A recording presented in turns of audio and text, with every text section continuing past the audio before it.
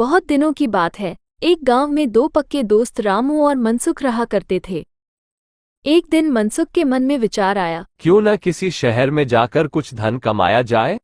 ऐसा विचार करते हुए मनसुख के मन में हुआ कि ऐसा करता हूँ, मैं अपने साथ रामू को भी लेकर चलता हूँ, जिससे हम दोनों खूब सारा पैसा कमाएंगे और फिर लौटते समय मैं रामू से उसका पैसा किसी तरह हड़प लूंगा। तो रामू, अगर हम दोनों को अपनी गरीबी दूर करनी है तो किसी शहर में जाकर कुछ काम करना होगा। अपनी चाल को पूरा करने के लिए उसने रामू को दूसरे शहर में जाने के लिए मना लिया। हाँ हाँ मित्र, तुम सही बोल रहे हो। वे दोनों शहर की ओर निकल पड़ते हैं। दोनों अपने गांव से खूब सारा सामान लेकर शहर पहुंच गए। रामू और मनसुख ने सामान को काफी अच्छी कीमत में बेचा। जब दोनों ने अच्छी खासी रकम इकट्ठा कर ली तो दोनों एक दिन अपने घर लौटने का विचार करने लगे। मनसुख, हमें घर से आए हुए बहुत दिन हो चुके हैं, क्यों ना घर चला जाए। मनसुख अपने दोस्त रामू को जंगल के रास्ते से लेकर आया। रास्ते पर चलते चलते मनसुख ने रामू से कहा, देखो मित्र, अगर हम अपने गांव इतना सारा धन लेकर जाते हैं तो लोगों को इससे समस्या हो सकती है। चोर इसे चुरा सकते हैं, लोग हमसे जलन का भाव रखने लगेंगे और कुछ धन उधार भी मांग लेंगे।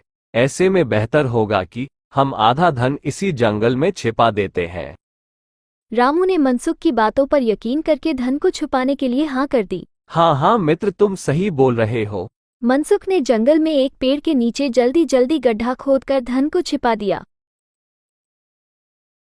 फिर कुछ दिनों बाद अपने दोस्त को बिना बताए मनसुख मौका देखकर अकेले सारा धन उस जंगल से लेकर आ गया। समय बीतता गया। एक दिन रामू को पैसे की जरूरत पड़ी तो वो सीधे अपने मित्र मनसुख के पास चला गया और कहने लगा, मित्र, मुझे पैसों की बहुत आवश्यकता है, सो चलो जंगल से पैसे निकाल कर आते हैं। मनसुख भी राजी हो गया। दोनों बिना देर किए हुए जंगल की ओर निकल गए।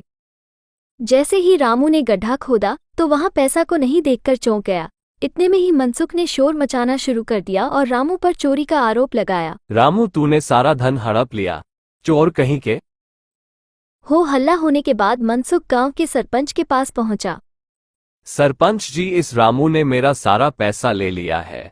सरपंच ने जब ये सारा मामला सुना तो सच्चाई का पता लगाने के लिए मनसुख की परीक्षा लेने का निर्णय किया। इसके बाद गांव के सरपंच ने दोनों को आग में हाथ डालने का आदेश दिया। तुम दोनों को आग में अपनी अपनी हाथ डालनी होगी, जिससे मुझे पता चल सके कि कौन सच बोल रहा है। चतुर मनसुख ने कहा, आग में भला हाथ डालने की क्या आवश्यकता है, खुद वन के देवता मेरी सच्चाई की गवाही देंगे। सरपंच ने उसकी बात मान ली। मूर्ख मनसुख पास के ही एक पेड़ में छिप गया। जैसे ही सरपंच ने वन देवता से पूछा, हे वन के देवता, यहाँ पर पड़े हुए धन को किसने लिया है? तो जंगल से आवाज आई, रामू ने ही सारे धन को लिया है, सारे धन को लिया है, सारे धन को लिया है, सारे धन को लिया है। इतना सुनते ही जिस पेड़ की तरफ से आवाज आई, रामू ने उसी पेड़ को आग के हवाले कर दिया। आग लगते ही पेड़ से मनसुख बाहर आया और डर कर सारी सच्चाई बता दिया। सच्चाई का पता चलते ही लालची मनसुख को सरपंच ने सजा दी और रामू को उसके पैसे दिलवा दिए। इससे हमें ये सीख मिलती है कि हमें कभी भी लालच नहीं करनी चाहिए।